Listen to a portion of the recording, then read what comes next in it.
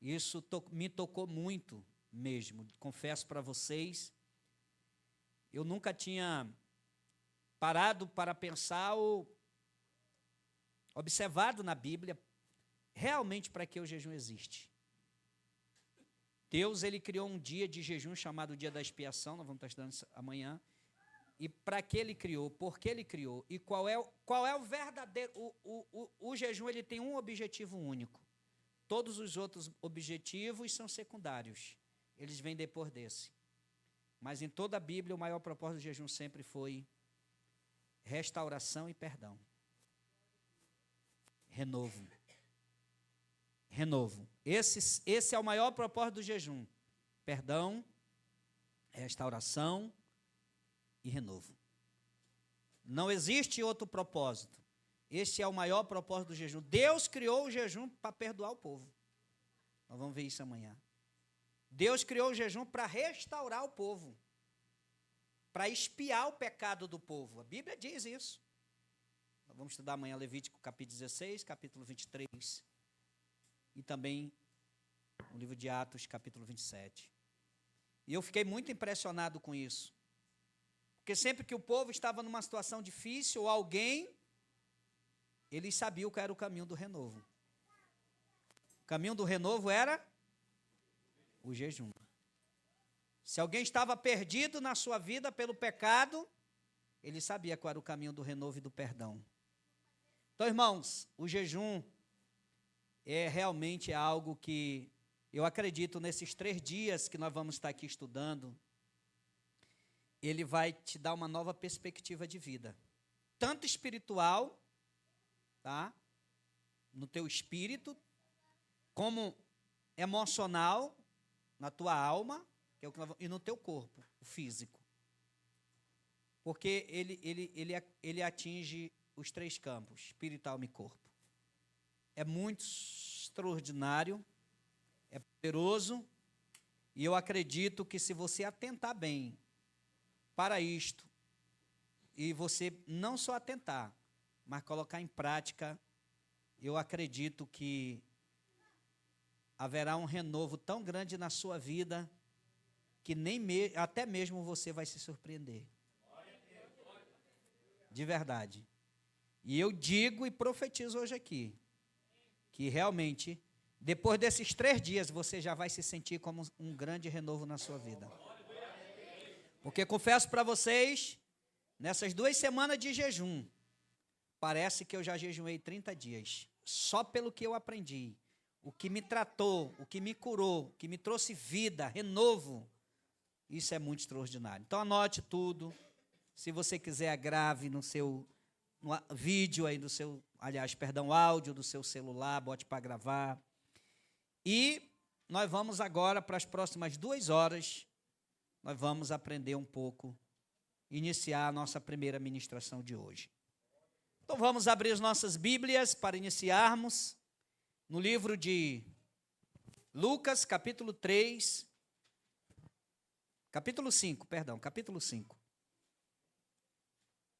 Capítulo 5 do livro de Lucas.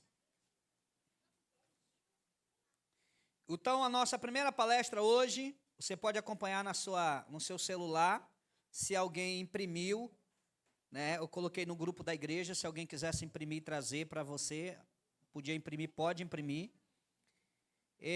Eu acho que você só não pode passar nesse momento para ninguém que não está no seminário, porque às vezes a pessoa talvez tenha coisa aqui que ela não vai entender, e como dizia uma pessoa, que dele dizia, corta para mim, né? Porque, como é que ele dizia? Dá trabalho, é? Dá trabalho, meu irmão, não é fácil não, tá? Então a gente está até falando para a pastora hoje, que um seminário, irmão, ele dá muito trabalho para a gente. São 2 semanas de trabalho pesquisando, estudando.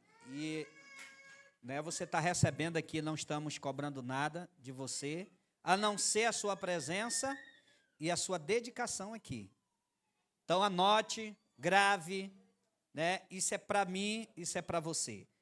Lucas capítulo 5, eu gostaria de convidar você a ficar sobre os pés para nós lermos a palavra de Deus. Eu vou ser bem calmo para mim chegar até sexta, sábado, né? Com voz. Então eu vou na tranquilidade. Capítulo 5, só na manhã, né? Capítulo 5, verso 33. Todos encontraram aí? Posso ler?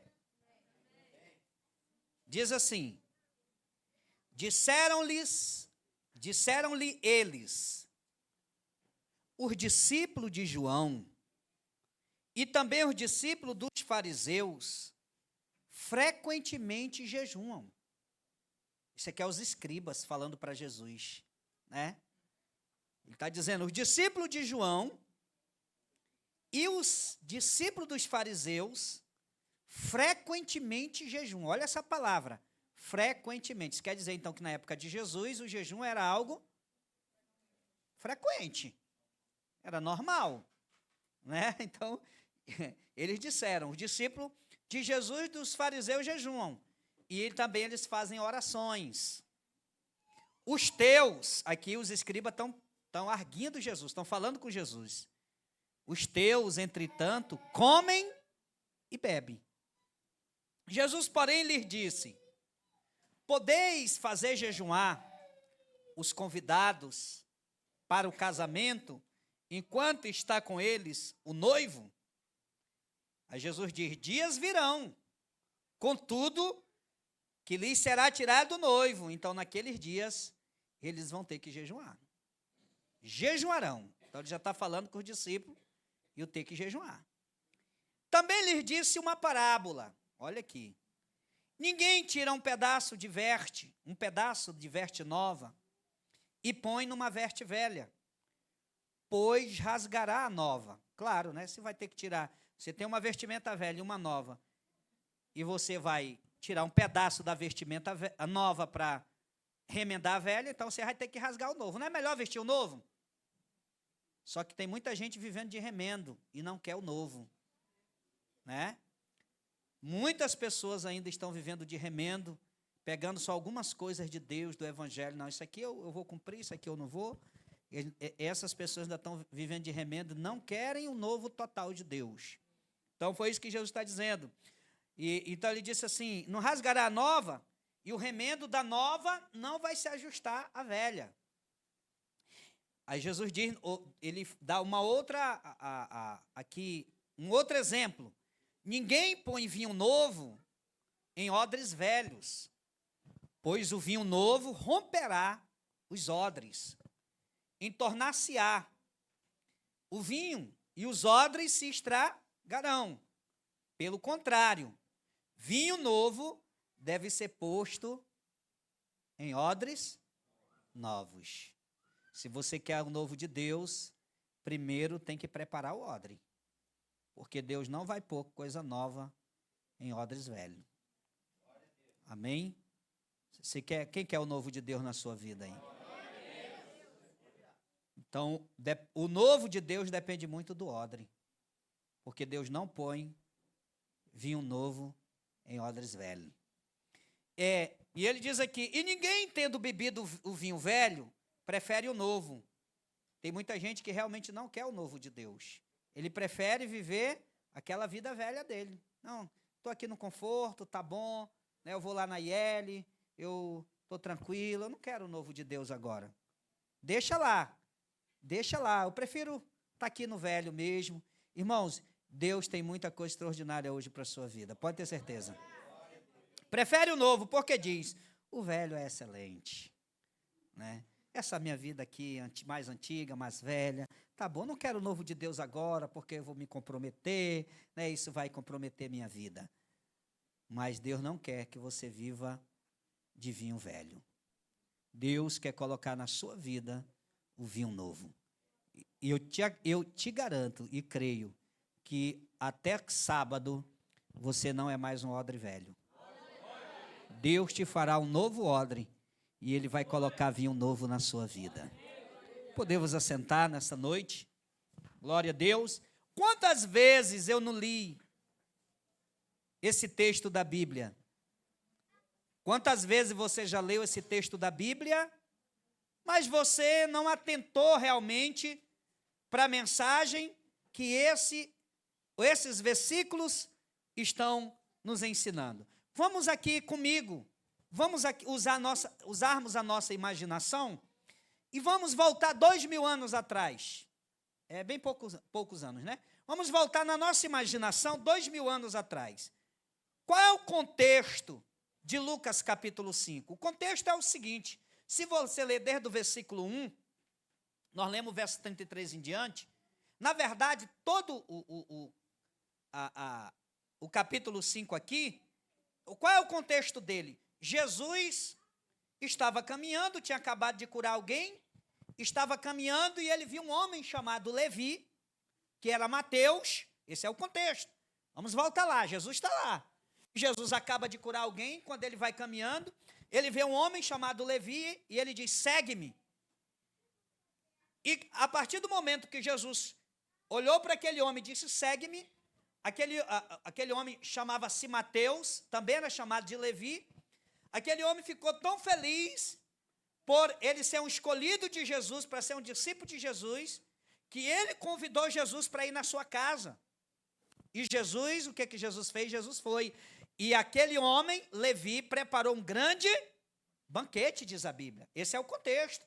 Ele preparou um grande banquete. Era um banquete muito grande na casa daquele homem. O homem era muito rico, né? A Bíblia não diz nem que ele preparou um jantar, diz um banquete. Então, era algo bem expressivo, bem maior. E quando Jesus está lá na casa de Levi, comendo com seus discípulos, aos curiosos, né? Os curiosos começaram a observar, porque eles não olhavam para os ensinos de Jesus. Os curiosos, eles queriam pegar Jesus em alguma falha. Eles queriam encontrar uma falha em Jesus. E quando eles estão lá, eles observam Jesus, observam os discípulos de Jesus. A primeira coisa que eles chamaram os discípulos de Jesus, disseram assim: por que vocês estão comendo com os pecadores?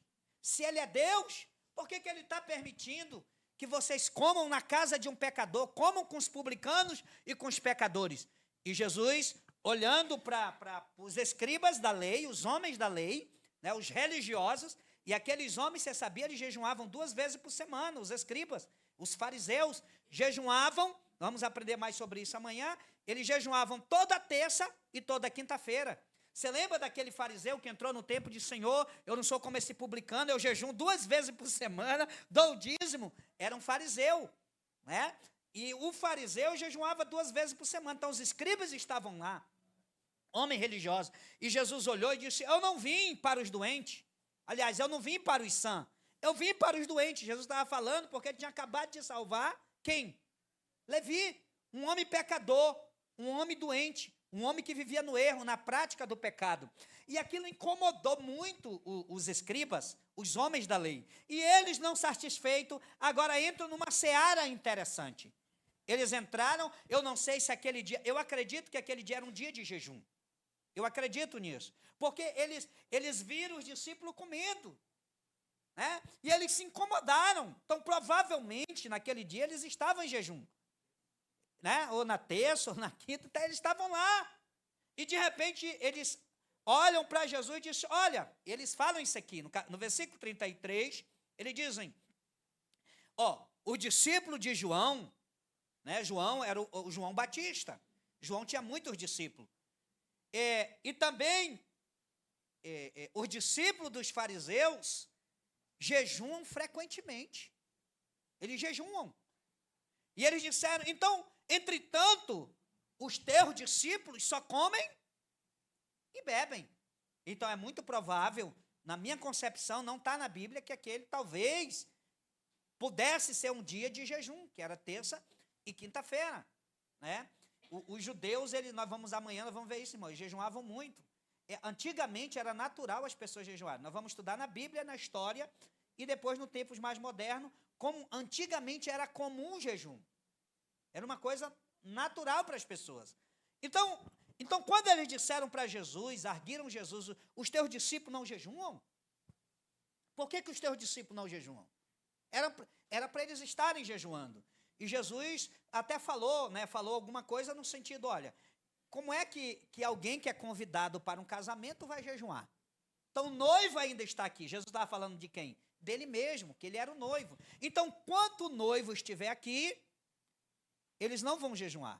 Mas quando o noivo for tirado, for tomado, ou seja, quando Jesus fosse assunto ao céu, o que que Jesus disse? Eles jejuarão. Amanhã nós vamos falar mais sobre isso, mais profundamente. Mas aonde é realmente que é aqui o centro da nossa ministração?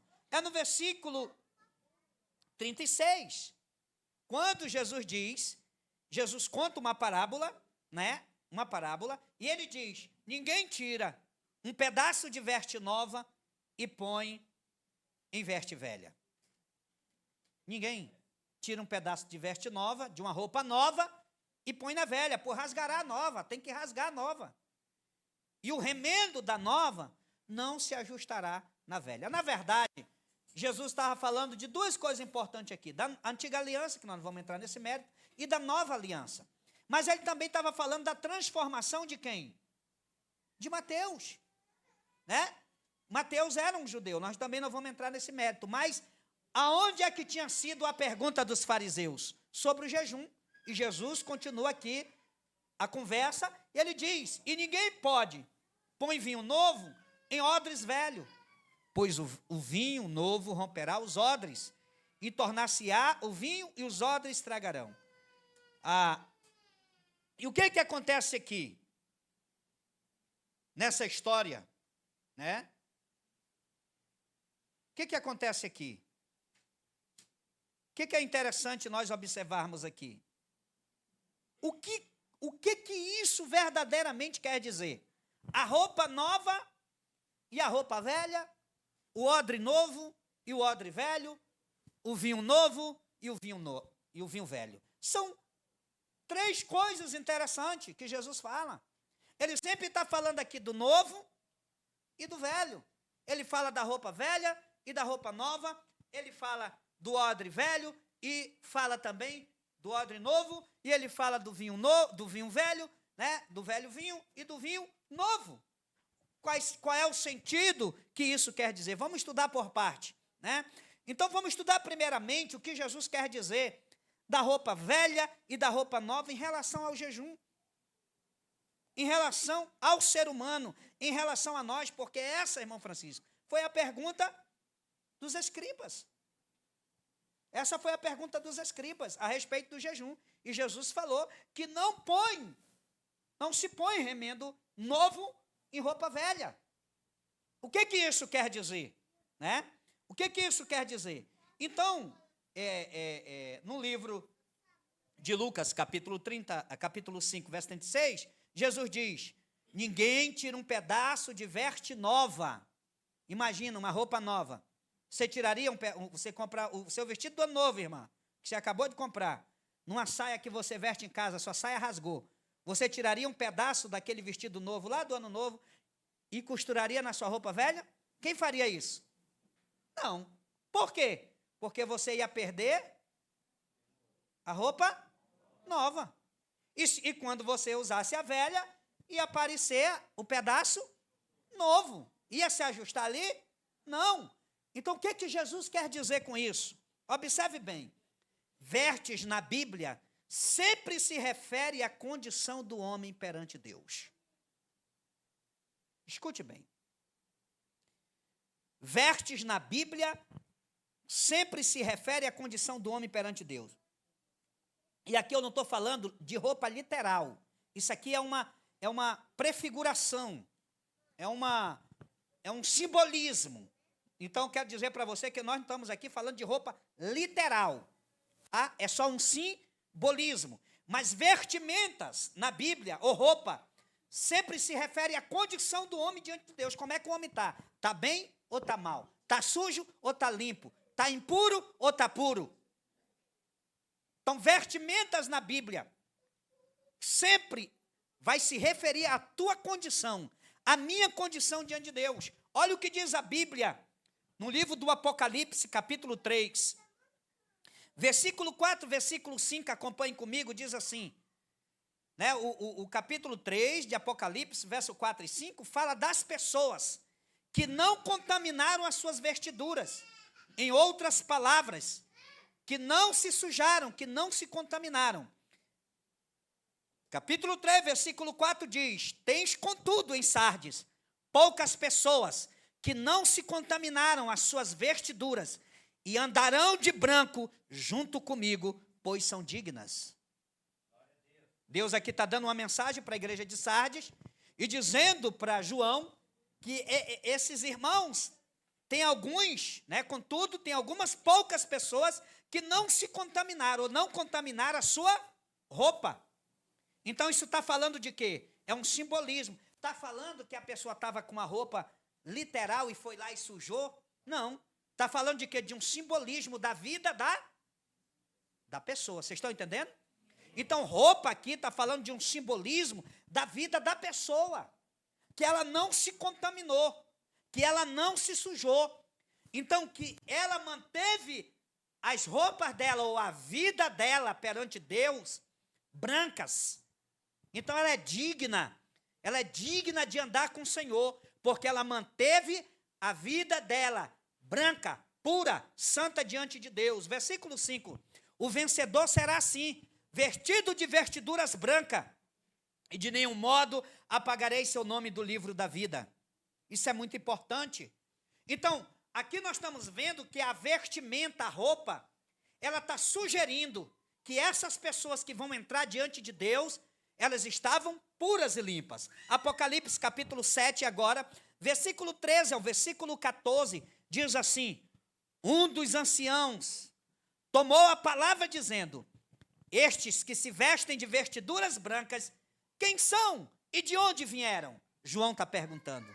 De onde eles vieram? Versículo 14, respondi-lhe, meu Senhor, tu sabes. Então ele me disse: são estes os que vêm da grande tribulação e lavaram as suas vestiduras e as alvejaram no sangue do Cordeiro. Mas será que essas pessoas pegaram a sua roupa e passaram lá no sangue do Cordeiro? Foi isso? Não. Está falando da sua vida, do seu comportamento, das atitudes dessas pessoas, de como realmente está a vida delas. Então, a roupa aqui é só uma referência, um simbolismo de como está a vida da pessoa. Agora eu quero que você, junto comigo, abra sua Bíblia no livro de Zacarias. Eu quero que você leia junto comigo. É o capítulo 3. Capítulo 3. Numa visão que Deus deu ao profeta Zacarias, Deus deu claramente o sentido que vestes sujas ou velhas estão associadas ao pecado. Deus mostra uma visão para Zacarias e Deus vai mostrar para ele que vestimentas sujas, roupas sujas estão associadas ao pecado, enquanto vestes limpas estão associadas à santificação. Eu quero que você leia junto comigo, acompanhe junto comigo essa leitura do profeta Zacarias. Capítulo 3. Zacarias, capítulo 3.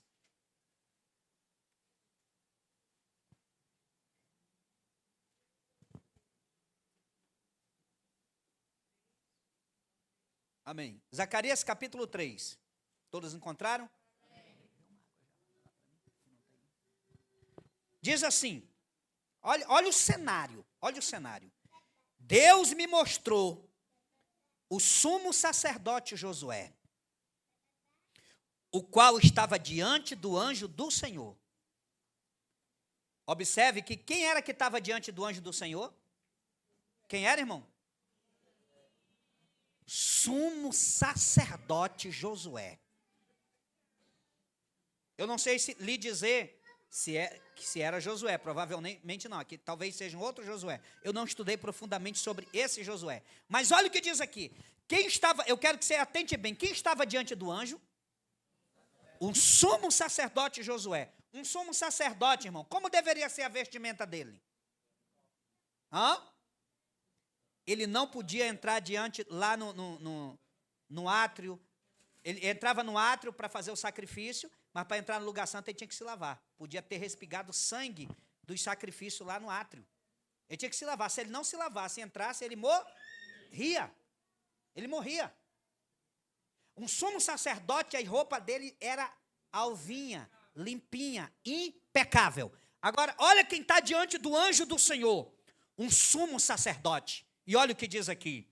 E Satanás estava à direita dele, à mão direita dele, para se lhe opor. O que Satanás estava querendo fazer ali? Acusar Josué. Satanás estava lá para acusar. E qual era o sentido da acusação? Nós vamos ver que o simbolismo é a vestimenta. Pela vestimenta do sacerdote, Satanás estava lá para acusar o sacerdote. E não só o sacerdote, mas também o povo. Porque o sumo sacerdote aqui representava o povo de Israel diante de Deus. E a Bíblia diz que o sumo sacerdote estava diante do anjo do Senhor. Essa era a visão, Zacarias estava vendo no reino espiritual. Ele estava vendo o sumo sacerdote diante do Senhor. E de repente Satanás está lá para acusá-lo, diz a Bíblia, para se opor. Mas o Senhor disse a Satanás: o Senhor te repreenda, ó Satanás. Sim, o Senhor escolheu Jerusalém, que escolheu Jerusalém, te repreende. Mesmo Satanás querendo se opor e acusar o servo de Deus, quem era que estava lá? Deus estava lá para repreender Satanás. Por quê? Vamos lá. Não é este um tição tirado do fogo? Como é que é um tição tirado do fogo, irmão? É brasa, né? É brasa. Vamos lá. Ora, Josué estava trajado de roupas, o quê? Sujas. Irmão, você imagina um sumo sacerdote vestido de roupa suja? Isso aqui é simbolismo. Vamos em frente. Estava de roupa suja, estava diante do anjo. Então este tomou a palavra e disse, o anjo, aos que estavam diante de Josué, disse: tirai-lhe as roupas sujas. É o que vai acontecer com você nesses 3 dias. A Josué disse: eis que tenho feito que passe de ti a tua iniquidade, e te vestirei de finos trajes. Vestimenta nova. É por isso que nós não temos que querer andar de remendo. Nós não estamos aqui para aprender para andar de remendo. Nós não vamos andar remendado. Nós vamos andar de vestes novas. É isso que Deus quer para cada um de nós. E o que foi que o anjo falou para Josué? Deus falou para Josué. Quando o anjo mandou trocar, olha, tire a roupa velha dele e coloque a nova. Ainda diz assim, roupas finas. E o anjo olha para Josué e diz: eis que eu tenho feito que passe diante de ti, que vai passar toda a tua iniquidade, e eu te vestirei de finos trajes. E disse: eu ponho-lhe um turbante limpo sobre a cabeça. Daqui a pouco eu vou falar sobre o turbante. Puseram-lhe, pois, sobre a cabeça um turbante limpo, vestiram-no com os trajes próprios de sacerdote. E o anjo do Senhor estava ali, prostrou-se a Josué e disse: assim diz o Senhor dos Exércitos, se andares nos meus caminhos, observares os meus preceitos, também tu julgarás a minha casa e guardarás os meus átrios, e eu te darei livre acesso entre estes que aqui se encontram. Ouve, pois, Josué, sumo sacerdote, tu e teus companheiros que se assentam diante de ti, porque são homens presságios, eis que eu farei vir o meu povo, a última palavra, o renovo. Irmãos, o que essa visão quer dizer? O que essa visão quer dizer? O que essa visão quer falar para nós hoje? Ou que Deus estava falando? Que Deus estava falando para o seu povo? O profeta acabara de ter uma visão. Né? O profeta acabara de ter uma visão. O versículo 3, vamos estudar do verso 3 em diante. Ele diz assim: Josué estava trajado de roupas sujas diante do anjo. Você lembra que eu falei que a vestimenta na Bíblia fala da condição do homem? Roupas impuras simbolizam o pecado, corrupção espiritual de Israel. Deus estava denunciando para Zacarias como estava a situação do sacerdote e como estava a situação do povo. Era isso que Deus estava mostrando. através dessa visão, Deus estava mostrando a situação do sacerdote e a situação do povo, que a vida deles estava impura. A vida deles estava em pecado, eles estavam em corrupção diante de Deus. E ali estava demonstrando o quê? A figura de um sumo sacerdote. Isso era muito grave, pois suas vestes deveriam estar puras. As suas vestes deveriam estar limpas para ministrar diante de Deus e para ministrar na vida do povo. Mas ele estava lá diante do anjo. Isso mostrava o quê? A necessidade de Josué ser o quê? Purificado para continuar o seu papel de sacerdote. Talvez você já possa estar se vendo aqui e dizendo, meu Deus, quem sabe eu não estou de veste suja. Mas Deus não está aqui para te acusar. Deus está aqui para trocar as tuas vestimentas. É isso. O versículo 4. Tomou este a palavra e disse aos que estavam diante dele, tirai-lhe as vestes sujas. E a Josué disse, eis que eu tenho feito que passe diante de ti a tua iniquidade e te vestirei de finos trajes. O que significa isso? O que simboliza tirar as vestes sujas? Simboliza o perdão. Deus estava oferecendo perdão para Josué. É o que Deus vai te oferecer nesses 3 dias e durante o jejum. Perdão. Perdão dos teus pecados, perdão das tuas iniquidades. Deus está te oferecendo uma nova roupa, uma nova roupagem, um novo momento, porque não dá para Deus colocar o novo dentro de você com veste suja. Não dá.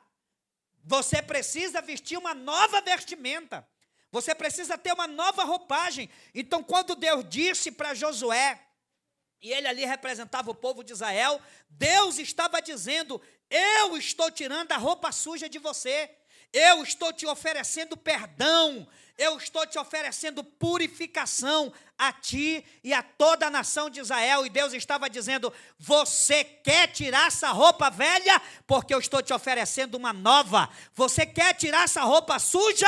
Porque eu estou te oferecendo uma nova roupa para você viver puro e santo diante da minha presença. É isso que Deus vai te oferecer nesses 3 dias. Você vai querer?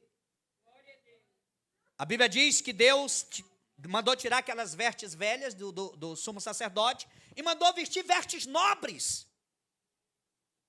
Olha, vestes nobres representa pureza, restauração. O que Deus está oferecendo aqui nessa visão? Deus está oferecendo restauração. Você sabe por que esse seminário está acontecendo nesses 3 dias? Porque Deus está oferecendo para você restauração, meu irmão. Deus está oferecendo para a igreja, Deus está oferecendo para o sacerdote, Deus está oferecendo para os líderes da IL, Deus está oferecendo para os líderes de departamento, Deus está oferecendo para os músicos, para os cantores, Deus está oferecendo para cada irmão, para cada irmã. Eu não sei qual é a tua falha, eu não sei qual é as tuas transgressões, eu não sei quais são os teus pecados, mas o que Deus está oferecendo aqui é restauração da tua vida espiritual. Limpar a veste velha, tirar e te dar uma nova veste. Alguém quer essa restauração de Deus para a sua vida? Versículo 5. E disse, eu ponho-lhe um turbante limpo sobre a cabeça. Puseram-lhe, pois, sobre a cabeça um turbante limpo, e o vestiram com trajes próprios, no caso ele era sumo sacerdote, então com traje de sumo sacerdote, e o anjo do Senhor estava ali. O que é um turbante, irmão? Turbante é algo que eles usavam na cabeça, né?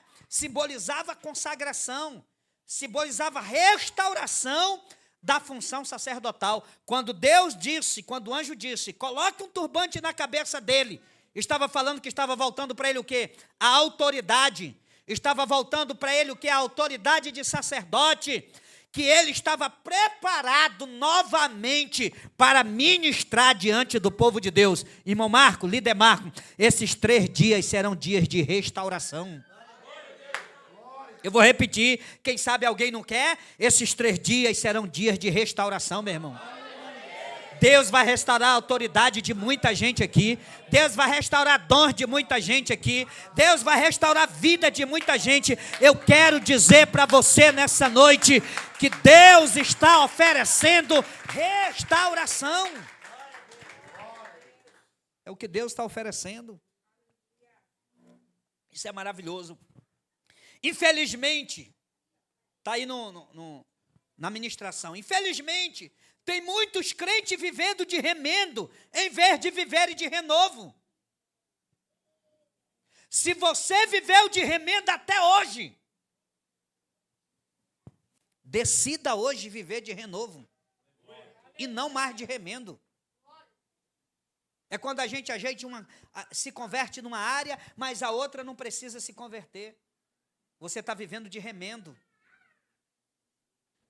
Pare de viver de remendo. Deus quer que você viva de renovo. Alguém quer viver de renovo aí? Renovo é sempre quando as coisas se fazem novas. Sempre se fazem novas na nossa vida. Isso é maravilhoso. Deus está te oferecendo roupas novas. Mas muitos acreditam que devem pegar apenas parte do evangelho para misturar com seu estilo de vida. Deus não quer te dar pedaços de vestes novas. Ele quer trocar suas vestes por inteiro. É isso que Deus quer. Agora, você quer? Não é? Olha só, irmão, o apóstolo Paulo escrevendo à igreja de Éfeso, ele foi taxativo sobre a necessidade de trocar as vestes, em vez de tentar viver de adaptações. Eu não coloquei o capítulo, só está 22, ainda bem que está escrito aí, tá? Mas é Éfeso, depois eu dou para vocês. Diz assim, leia comigo aí, na apostila. Portanto, abandonem a velha natureza de vocês. Olha só. Abandonem a velha natureza de vocês, que fazia com que vocês vivessem uma vida de pecado. Escute bem. Quem é que faz você viver uma vida de pecado? Os irmãos estão entendendo, irmão? Amém. Eu vou perguntar de novo. Quem é que faz você viver uma vida de pecado? Por que o jejum é importante?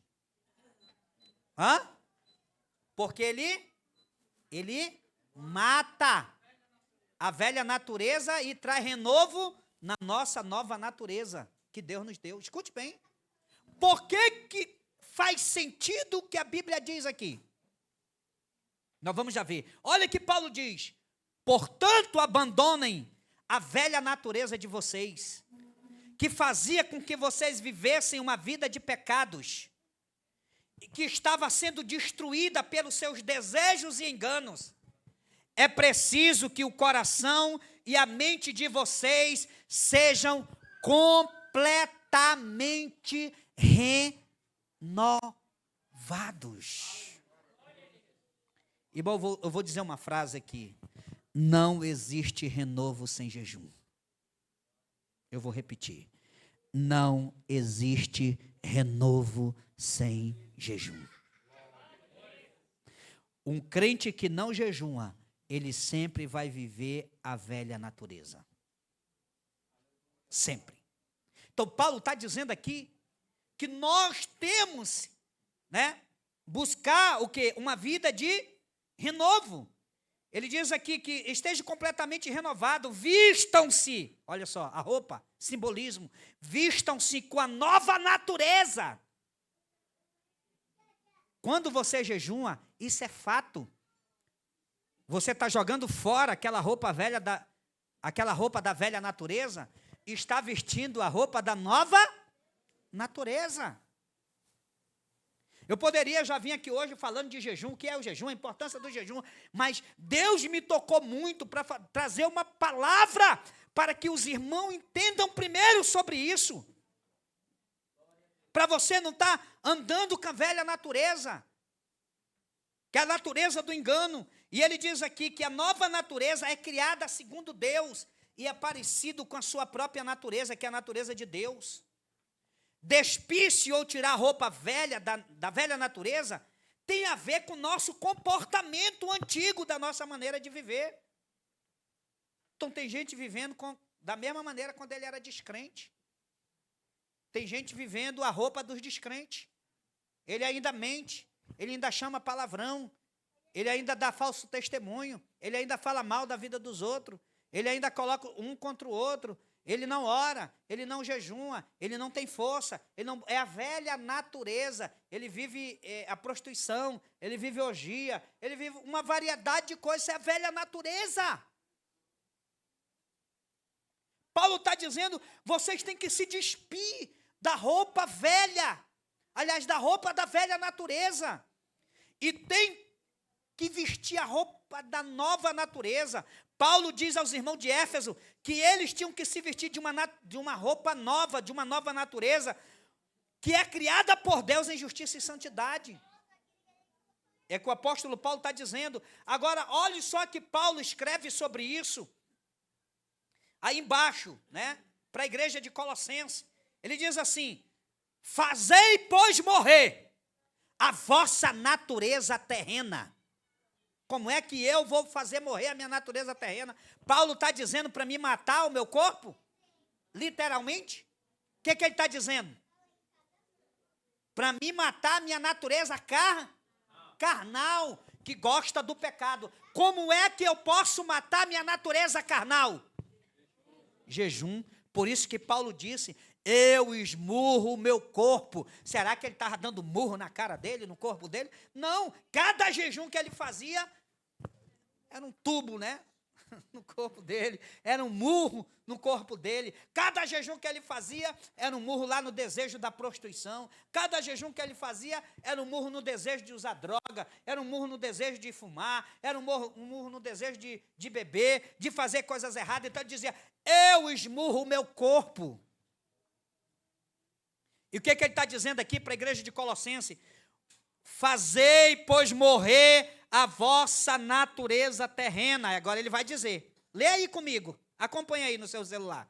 Ele diz assim, ou na sua Bíblia, né? Ele diz assim, a natureza terrena, prostituição, olha só, a natureza terrena, prostituição, é quando a pessoa está traindo, seja a esposa, o esposo, os jovens que estão em atos ilícitos, né? Pessoas que estão na internet vendo pornografia, homens que já são casados, mas que ainda assistem filmes pornográficos, estão na pornografia, no celular, na internet, mulheres que estão na pornografia, jovens que estão na pornografia. Então, Paulo está falando da velha natureza. Ele está dizendo, primeiro aqui, qual é o primeiro item da velha natureza? Prostituição. Se você está vivendo na prostituição, é porque você está vestido da velha natureza. Essa é a sua roupa. Essa tem sido a sua roupagem. Ele diz impureza, paixão, lascívia, desejo maligno e avareza. Avareza, amor excessivo ao dinheiro, que é idolatria. Por estas coisas é que vem a ira de Deus. Deus se ira sobre os filhos da desobediência. Ora, nessas mesmas coisas andaste vós também, noutro tempo, quando vivias nelas. Paulo está falando para a igreja lá da cidade de Colossos. Vocês viviam nessas coisas, agora vocês estão vivendo de novo. Vocês voltaram a vestir a roupa velha, né? Agora, porém, se dispam ou despojai-vos igualmente de tudo isto. Ele está dizendo, tire essa roupa. Vocês têm que se despir dessa velha natureza. Vocês têm que tirar ela de vocês, porque ela está impregnada. Irmão, uma pessoa que vive andando na velha natureza, ele não tem domínio próprio, ele não consegue se dominar. Ele não consegue ter domínio sobre o pecado, ele não consegue, ele vai pecar, ele vai errar, porque ele está vestido com a roupa da impureza. Então Paulo diz, irmão, vocês têm que se despojar disso. da ira, da indignação, da maldade, da maledicência, linguagem obscena do vosso falar, pessoas que ainda falam palavrão, pessoas que contam piadas obscenas, pessoas que só falam fazendo coisas tipo, numa linguagem que é desonesto no sentido para um cristão, né? Paulo está dizendo isso. Ele diz, não mintais uns aos outros, uma vez que vocês devem se despir, ou seja, tirar a roupa do velho homem com todos os seus feitos, e vos revistais, ou seja, vistam a roupa do novo homem, que se renova, de novo, renova pelo pleno conhecimento, segundo a imagem daquele que o criou. Então, nesse versículo aqui, a igreja, os irmãos lá de Colossos, da cidade de Colossos, estavam vivendo o velha natureza. Estavam vestidos com a roupa da imoralidade, da prostituição, da paixão, da lasciva, do desejo maligno. Era assim que eles estavam vivendo. Mas Paulo está aconselhando eles a tirar essa roupa velha. É isso que Paulo está dizendo. Meus irmãos, tirem essa roupa velha. E por isso que ele disse, faça morrer a vossa natureza terrena. Por isso que há uma necessidade de jejuar. Há uma necessidade de você esmurrar o seu próprio corpo, não com murro literal, mas através do jejum, porque amanhã nós vamos estudar sobre isso. O jejum, ele mata a natureza terrena, ele mata os desejos carnais, ele mata as vontades carnais e ele traz renovo para o espírito do homem. E quando você jejuma, você tira a roupa velha do pecado, da imoralidade, principalmente aonde? Na mente. Talvez muita gente não vive no pecado literal, mas vive no pecado da alma, que é da mente. O que a Bíblia diz? O Jesus falou, né? Jesus ensinando no livro de Mateus, capítulo 5 até o 7, no Monte das Oliveiras, Jesus falou uma coisa interessante, né? Ele fala sobre o adultério, a lei diz, não adulterarás, mas eu digo mais ainda. Se um homem olhar para uma mulher e no seu coração desejar, já adulterou com ela. Jesus foi mais profundo, porque ele estava falando do pecado de adultério da mente, da alma, né? E assim, tanto homem como mulher, tem muita gente que vive em adultério da alma, da mente, dos pensamentos. A prostituição tem dominado a sua mente. Ele vive uma vida de pecado, literalmente da mente. A mente dele é dominada pela imoralidade e pela prostituição. Sabe o que Deus está dizendo para você? Tire essa roupa velha, eu quero te vestir de uma nova roupa. Eu quero trazer renovo para você. Deus está dizendo, mas você precisa matar a natureza terrena. É o que Deus fala aqui. Vocês estão compreendendo? Irmão, olha o que diz esses versículos na Bíblia, a linguagem de hoje. O mesmo versículo, diz assim, ó, os mesmos versículos. Lá embaixo está aí no estudo. Portanto, matem os desejos do mundo. Olha, na linguagem de hoje. Matem os desejos do mundo que agem em vocês. Os desejos, onde é que está o desejo? Na mente. Não está aqui na carne. Às vezes a gente fala muito que está aqui. Não, os desejos estão aqui na mente. E a mente, o que é que ela faz? Ela primeiro já desenha tudo para o ser humano. Né? Então, ele diz, portanto, matem os desejos do mundo que agem em vocês, isto é, a imoralidade sexual. A primeira coisa, né, Paulo fala lá prostituição, mas na linguagem de hoje, aqui é muito boa essa linguagem, ele fala, matem esses desejos que agem em vocês, isto é, imoralidade sexual. Eu não estou aqui para condenar você, nem Deus, mas ele está aqui para te dar uma oportunidade de renovo. Mas saiba que Deus é amor, mas ele também é justiça. Ele dá oportunidade. Sabe por quê? Porque Deus não dá juízo antes de avisar. Primeiro ele avisa, depois ele traz o juízo. Porque se a pessoa não se conserta, e a pessoa não busca a Deus, não procura fazer a vontade de Deus, aí Deus traz o juízo sobre o homem, traz as consequências das suas falhas e dos seus pecados. Mas hoje, Deus nos trouxe aqui para nos mostrar aonde nós precisamos nos consertar. E que nós não queremos viver tirando pedaço de roupa nova para botar na nossa roupa velha, mas que nós queremos uma nova roupagem e viver um novo tempo e o novo de Deus nas nossas vidas. Esse é o propósito de Deus. E ele diz aqui, né? Imoralidade sexual, indecência, paixões, maus desejos e cobiça, porque a cobiça é um tipo de idolatria. Pois é por isso que essas coisas vêm um castigo de Deus que cairá sobre aqueles que lhe desobedecem.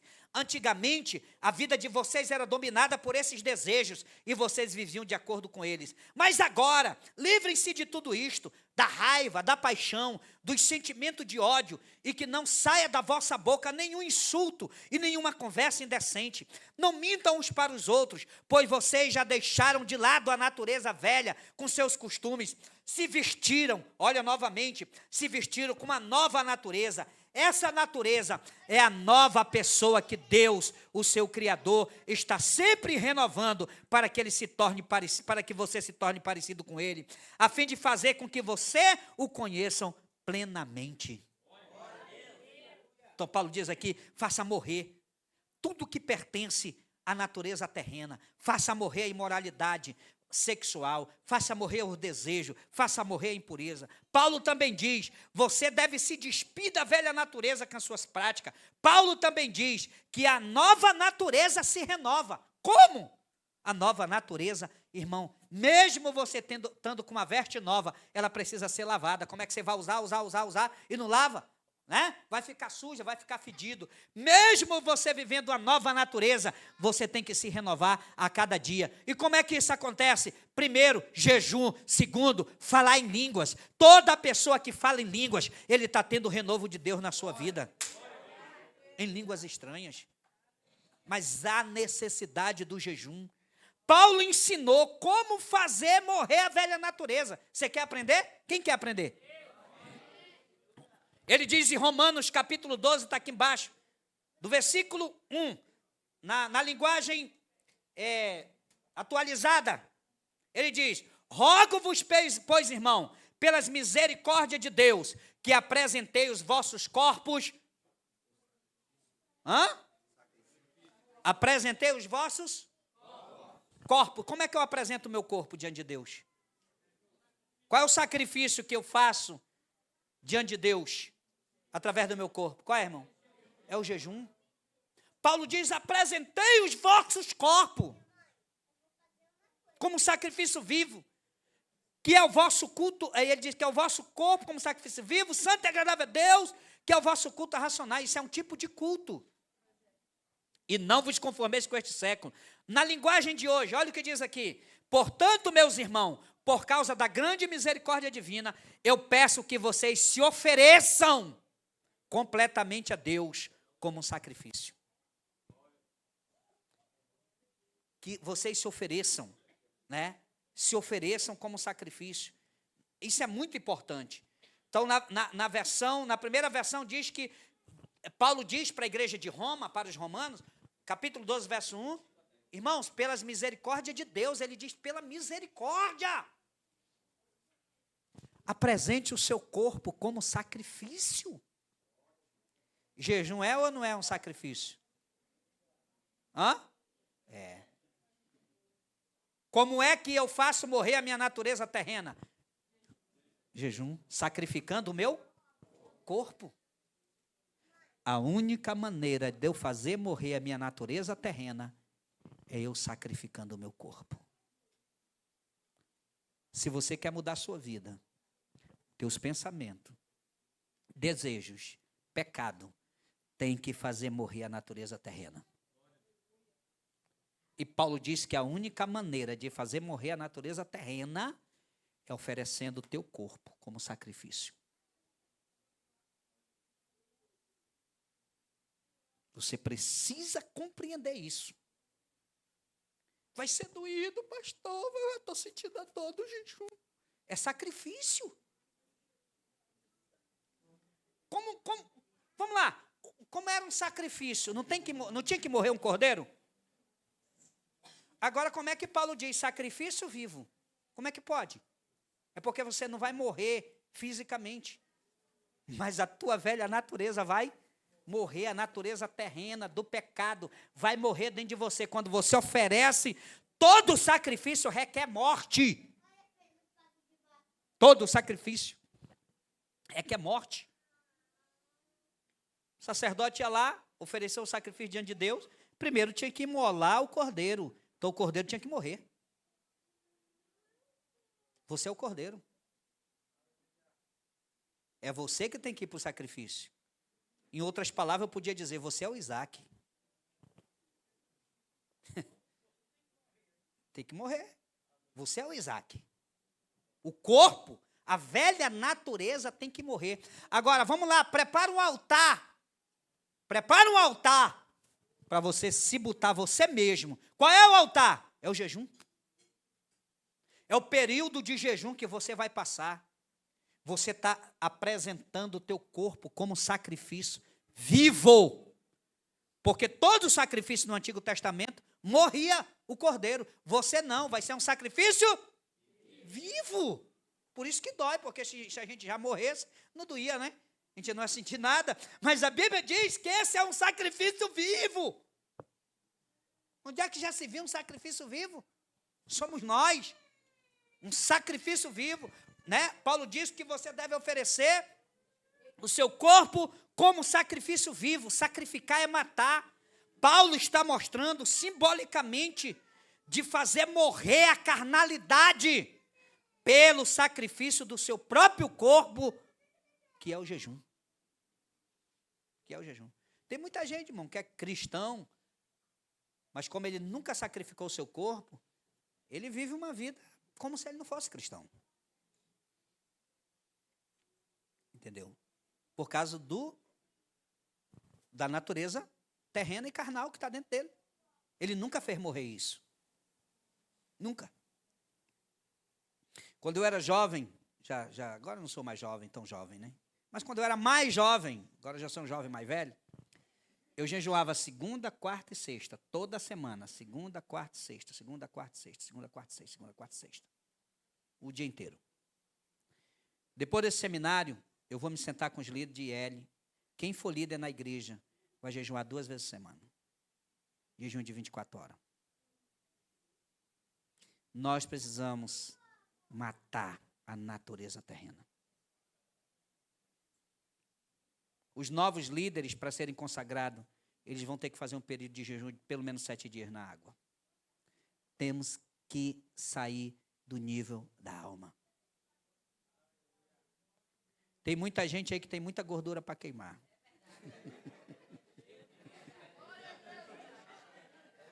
Tem muito. E Deus gosta de gordura na Bíblia, né? É uma oferta que você vai dar para Deus, queimando gordura. Olha, tem gente. Irmão, na Bíblia, escute bem, na Bíblia, Deus queria a parte dos cordeiros que tinha gordura, tinha que ter gordura. Tem gente aí que Deus está feliz com ele, que ele vai queimar muita gordura nesse jejum. Para Deus. Eu sou tem muita gordura aqui. Então vamos lá. Então Paulo está mostrando simbolicamente que sacrifício, né, em Romanos 1, que nós temos que sacrificar o nosso próprio corpo. Por isso que é um sacrifício vivo.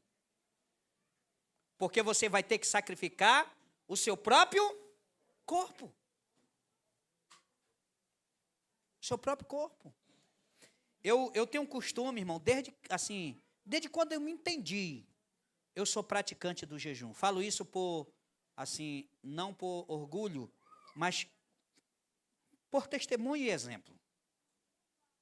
Por testemunho e exemplo. Acho que se eu já tivesse de adoecer, eu já era morrido, se o jejum matasse, né? Eu já tinha morrido. Porque eu já fiz jejum de 40 dias, me alimentando uma vez, com uma refeição. Eu já fiz jejum de 21 dias só na água. Eu já fiz jejum de 7 dias só na água, de 3 dias só na água. Né? Então, nunca. Graças a Deus, né, nunca tive problema. Agora, claro que nós vamos estar ensinando. No último dia, tem irmãos que não tem como fazer o jejum só da água. Porque quando você para de comer, de se alimentar, né, o teu corpo vai comer as energias, o teu corpo vai se comer. Né? E aí ele vai entrar numa fase, né, que ele vai tirar tudo que você tem ali de gordura. Então, se você não tem, você é magrinho, aí você pode adoecer. Né? Então, aí você já tem que ir para o jejum de Daniel, já tem que ir para o jejum mais... Né? Então, tem muita coisa que a gente tem que aprender. Tá bom?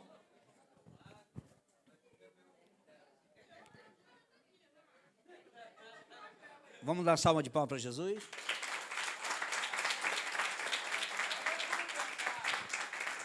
Glória a Deus. Vou dar uma pausa vamos cantar um louvor, vamos adorar a Deus, depois a gente continua.